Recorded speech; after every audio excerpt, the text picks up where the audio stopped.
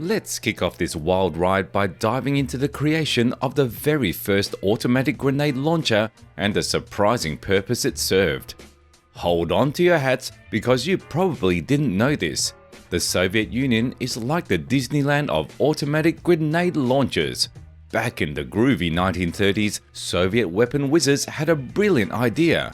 They thought, hey, why not invent something totally new in the world of guns? So they birthed the concept of the automatic grenade launcher, all in the name of giving infantry soldiers a major firepower boost.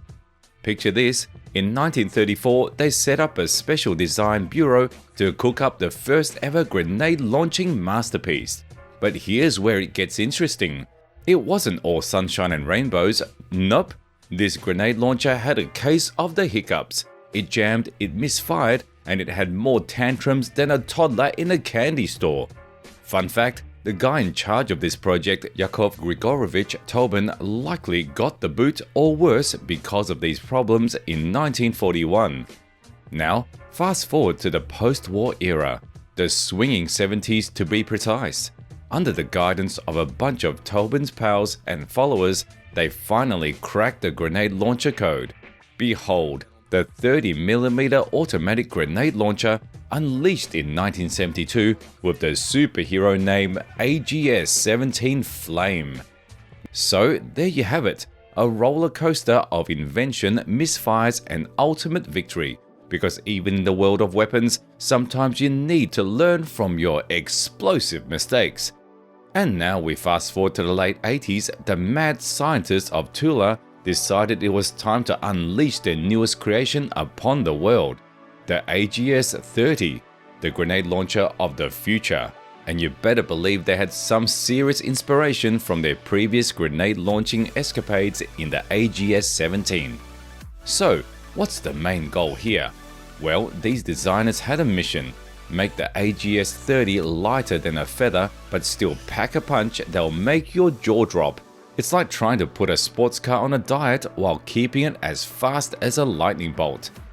Leading this explosive party was none other than Vasily Petrovich Gryazev, the James Bond of Russian weapons. But here's the twist. Despite the AGS-30's development kicking off in the early 90s, the military played hard to get. At first, they were like, nah, we don't need a grenade launcher like this. And then, thanks to some epic economic roller coasters, the whole army rearming thing hit the brakes. But fear not, action heroes and heroines, because in 1996, the AGS-30 finally got its time in the spotlight with the Russian Ministry of Internal Affairs, and the armed forces officially welcomed it into their ranks in 2002. Now, let's roll up our sleeves and uncover the secrets of how this grenade launching beast is put together and what kind of firepower it's packing. Picture this. After the very first shot, the gunpowder cases kick into action, slamming the base of the cartridge like it's the door to a secret lair.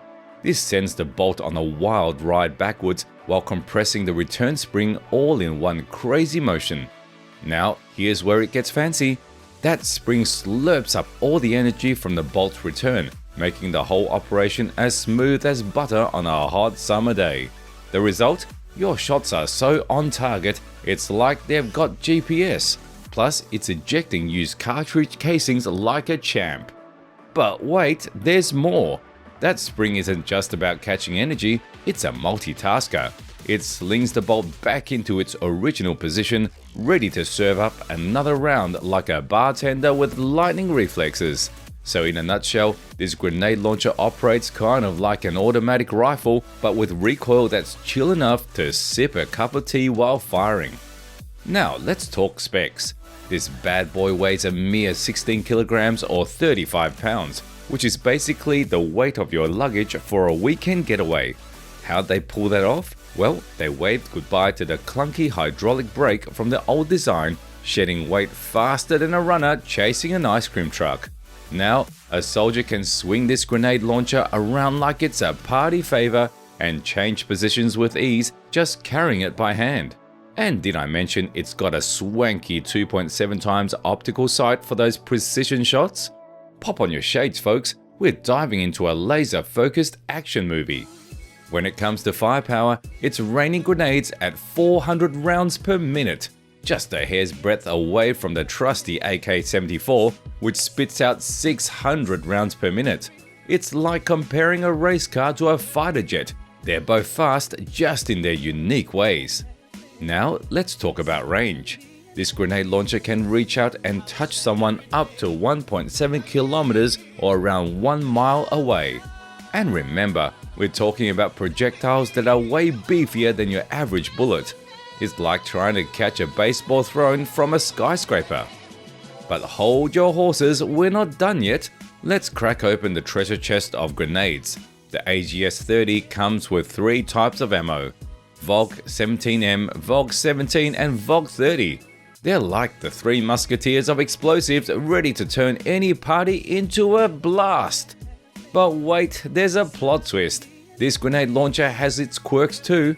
First, 16 kilograms or 35 pounds might sound light, but what about the grenades? Imagine lugging around a backpack with 30 grenades inside. That's a solid 14 kilograms or around 30 pounds, my friend. We're getting close to that 30 kilogram or 65 pounds mark. And even for a soldier, carting around with such a heavy weight while dodging bullets is like a marathon on a tightrope. And here's the grand finale. After going Rambo with 180 rounds in a heated firefight, you need to give the grenade launcher's barrel a little spa day.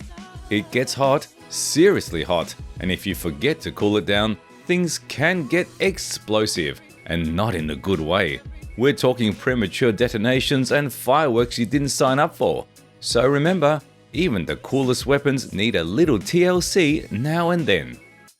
Even though it might seem like a one-person party with that grenade launcher, it's really a two-person tango.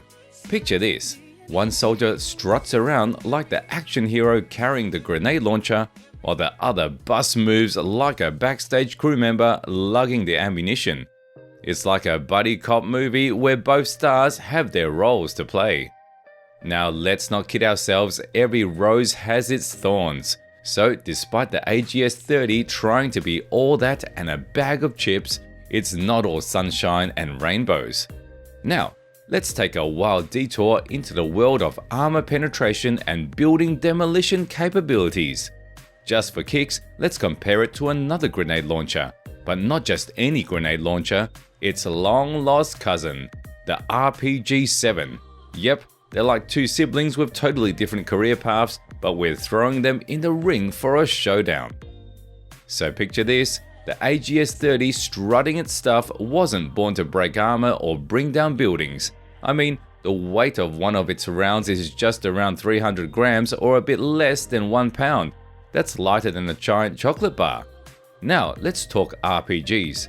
Those babies weigh in anywhere from 2 to 4.5 kilograms or up to 10 pounds.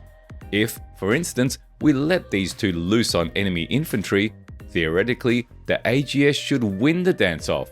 Launching 10 to 15 grenades at those enemy troops should have them dancing with shrapnel from every direction, and the more the grenades, the merrier the shrapnel party.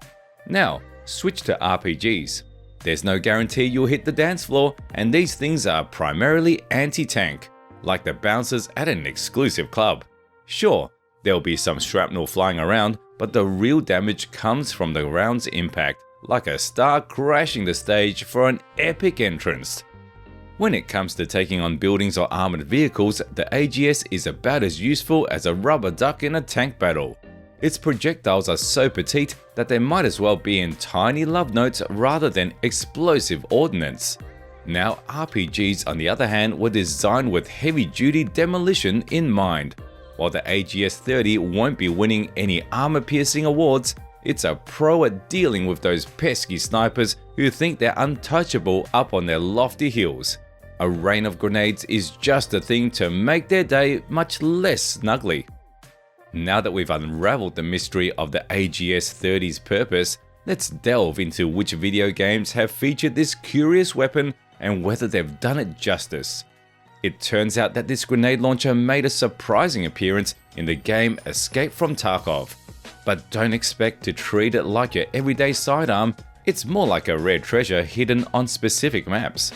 the AGS-30 is positioned in spots carefully chosen for unleashing a grenade storm on unsuspecting targets, be they lurking behind windows or playing hide and snipe. However, for the sake of fair play, the game's creators decided to place this explosive toy in rather exposed locations, and alas, you can't just cart it off to your favorite picnic spot. In terms of looks and functionality, the in-game AGS-30 is a dead ringer for its real-world sibling. And when it comes to range, no funny business here. You can genuinely lob grenades across the entire map if you dial in the right weapon elevation angle. However, keep in mind that the maps where you'll find the AGS-30 usually don't stretch beyond 1 kilometer or 0.7 miles, so we can't put its real-world range of 1.7 kilometers or 1 mile to the test. Here's a delightful tidbit for you. Even though you can't pick up the AGS-30 in the game, the code treats it like a featherweight, clocking in at a mere 100 grams or 0.25 pounds. Quite a feat for a weapon with such substantial real-world dimensions. All in all, the game makers did a commendable job of bringing this automatic grenade launcher to virtual life.